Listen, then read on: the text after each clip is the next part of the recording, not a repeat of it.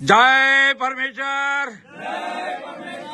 आज मानकोल के अंदर दीपाबाई के घर पे सात अनोपदार लिखी किताब जगत कहानी 274 पेज की जाहिर चर्चा उन्होंने रखी है परमेश्वर के लेके।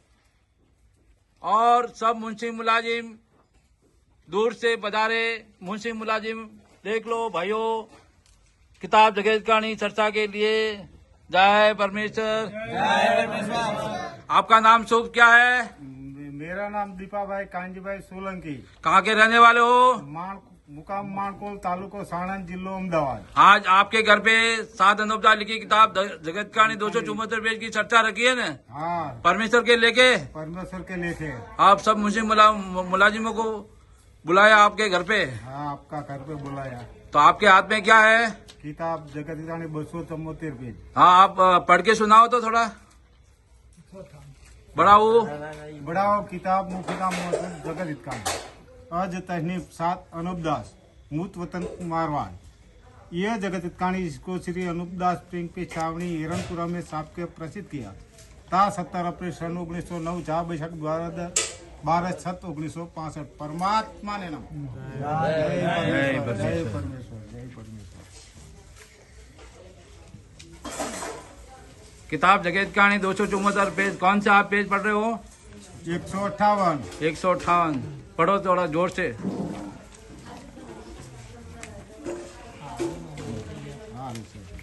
जय परमेश्वर। आज मानकोल के अंदर 29 जनवरी 2026 को जाहिर चर्चा चल रही है परमेश्वर के लेके।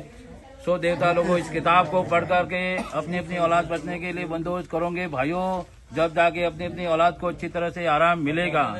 और किताब जगत कहानी के लिए तमाम जहान के हिंदू मुसलमान अंग्रेज वगैरह भाइयों किताब पढ़ करके बंदोबस्त करोगे, जब जाके अपनी अपनी औलाद को अच्छी तरह से आराम मिलेगा। और किताब जगत कहानी के लिए संपर्क करें श्री अनूपदास प्रिंटिंग प्रेस, सावनी, हिरणपुरा, सिगवत, मारवाड़ 27 मोबाइल नंबर है 8905653801। हर महीने की 17 तारीख को निःशुल्क पाप करें परमेश्वर के लेके। कि तुम लोग एक दिल होके इस राक्षसी पाप को मेरे शामिल होकर और मदद देके छोड़ाओ, ताकि दुख नहीं उठाना पड़े। वरना ये बनिए अपने राक्षसी पाप से कैसे कैसे दुख देवेंगे और उन दुख के मारे गारत हो जाएंगे।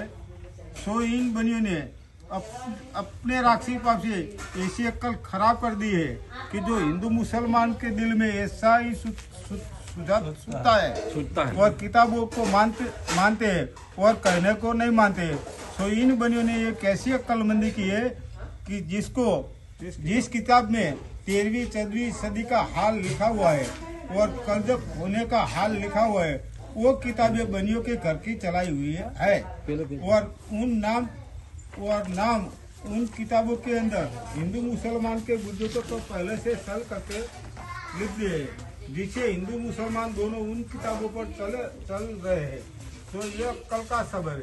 अगर उन किताबों पर अमल नहीं करे कि जो राक्षसी व्यक्ति किताबें है और उनके अंदर हिंदू मुसलमान के नाम लिखे हुए, सो मेरे कहने के मुताबिक कुल संसार के लोग इन किताबों को छोड़ के इन बनियों के पाप दफे करने के लिए कोशिश करें। तो मैं उम्मीद करता हूँ कि जल्द लोगों को इन बनियों के राक्षसी पाप से आराम हासिल होए। और जिन किताबों को हिंदू मुसलमान अपने जानते हैं और कहते हैं कि पहले जो बात किताबों के अंदर हमारे बुजुर्गों ने लिख दी है वो सब दुरुस्त है।